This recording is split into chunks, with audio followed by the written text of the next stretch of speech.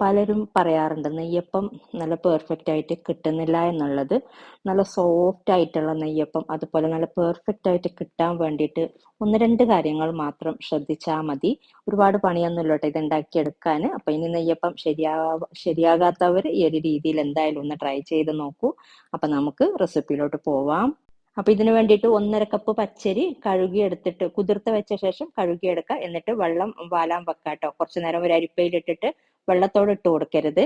ഇനി ഇതിലോട്ട് നമ്മൾ ചേർത്ത് കൊടുക്കുന്ന 1 കപ്പ് ചിരകിയ തേങ്ങ, അതുപോലെ 1 കപ്പ് ചോറ്, പുഴുക്കലരി ചോറും കൂടെ ചേർത്ത് കൊടുക്കുന്നുണ്ട്. വടിച്ചിട്ടാണ്, നിറച്ചെടുക്കരുത്, വടിച്ചിട്ട് മാത്രം എടുക്കുക കേട്ടോ.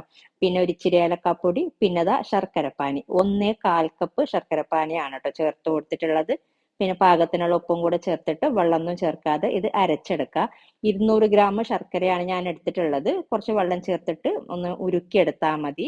1/4 കപ്പ് ഇല്ലാന്നുണ്ടെങ്കിൽ സാധാ വെള്ളം ചേർത്തിട്ട് 1/4 കപ്പ് ആക്കി എടുത്താൽ മതി കേട്ടോ. മൊത്തത്തിൽ ഇതിന്റെ വെള്ളത്തിന്റെ കണക്ക് 1/4 കപ്പാണ്. ഇനി ഇതിലോട്ട് വെള്ളമൊന്നും ചേർക്കുന്നില്ല. ഇതാണ് ഇതിന്റെ ഒരു പരുവം. ഇനി നമുക്കിത് ചുട്ടെടുക്കാനായിട്ട് ഒരു പാത്രത്തിൽ എണ്ണ ചൂടാക്കാൻ വെക്കാം. എണ്ണ ചൂടായി വരുമ്പോഴേക്കും ഇതുപോലെ ഫ്ലെയിം കുറച്ചിട്ട് മാവ് ഒഴിച്ചു കൊടുക്കാം കേട്ടോ. നമ്മളെപ്പോഴും നെയ്യപ്പൊക്കെ ഉണ്ടാക്കിയെടുക്കുമ്പോൾ എന്താണെങ്കിലും ഫസ്റ്റ് നമ്മൾ ഇട്ട് കൊടുക്കുന്ന അത്ര പെർഫെക്റ്റ് ആയിട്ട് വരൂല. രണ്ടാമതൊക്കെ ഇട്ട് കൊടുക്കുന്നത് ആണ് കേട്ടോ കുറച്ചും കൂടെ ഒന്ന് പെർഫെക്റ്റ് ആയിട്ട് കിട്ടുള്ളൂ. നമ്മൾ ഇതിന്റെ ചൂടൊക്കെ നല്ലോണം ഒന്ന് ശരിയായി കിട്ടണം നമുക്കിത്. ഓവറായിട്ട് ചൂടുണ്ടെന്നുണ്ടെങ്കിൽ പെട്ടെന്ന് അടിഭാഗം കരിഞ്ഞു പോകും. അപ്പോൾ ഇതുപോലെ ചുട്ടെടുക്കാൻ ഞാൻ ഒരെണ്ണം കൂടെ ഞാൻ ചുട്ട് കാണിച്ചു തരാം.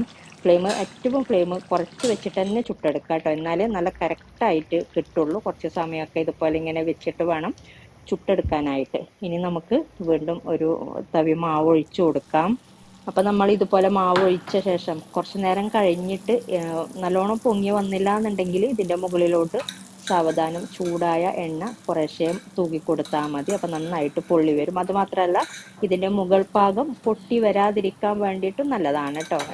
ഇങ്ങനെ ചെയ്യുന്നത് മുകൾ ഭാഗം ഇതിന്റെ ഉൾഭാഗമൊക്കെ പെട്ടെന്ന് കുക്കാകും. ഇപ്പൊ നമ്മൾ തിരിച്ചിട്ട് കൊടുക്കുമ്പോൾ അങ്ങനെ പൊട്ടി മാവൊന്നും പുറത്തോട്ടൊന്നും വരൂല. തേങ്ങ കൂടുതൽ ചേർക്കുമ്പോൾ നല്ല ടേസ്റ്റ് ആണ് ഈ ഒരു നെയ്യപ്പത്തിന്. തേങ്ങ ഒക്കെ വേണമെങ്കിൽ നിങ്ങൾക്ക് തേങ്ങന്റെ അളവ് ഞാൻ കുറച്ചിട്ടും ഞാൻ ചെയ്തിട്ടുണ്ട് മുമ്പ്. ചോറ് കൂടുതൽ ചേർത്തിട്ടൊക്കെ പല രീതിയിലും ഉണ്ടാക്കിയെടുക്കാം. ഈ ഒരു രീതിയിൽ ചെയ്തെടുക്കുമ്പോൾ നല്ല ടേസ്റ്റ് ആണ്, നല്ല പെർഫെക്റ്റ് ആയിട്ട് കിട്ടുന്നുണ്ട്. അപ്പൊ എന്തായാലും ഇതുപോലെ ട്രൈ ചെയ്യാത്തവർ ട്രൈ ചെയ്ത് നോക്കിയിട്ട് ഫീഡ്ബാക്ക് അറിയിക്കാം കേട്ടോ. അപ്പൊ ഞാൻ പറഞ്ഞ കാര്യങ്ങളൊക്കെ ശ്രദ്ധിച്ച് തന്നെ ഉണ്ടാക്കിയെടുക്കാം. ഒരിക്കലും ഫ്ലോപ്പ് ആവില്ല. നല്ല പെർഫെക്റ്റ് ആയിട്ട് തന്നെ ഉണ്ടാക്കിയെടുക്കാൻ പറ്റും. എന്തെങ്കിലും നിങ്ങൾക്ക് ഡൗട്ട് ഒക്കെ ഉണ്ടെങ്കിൽ നിങ്ങൾ കമന്റ് ചെയ്യാം കേട്ടോ.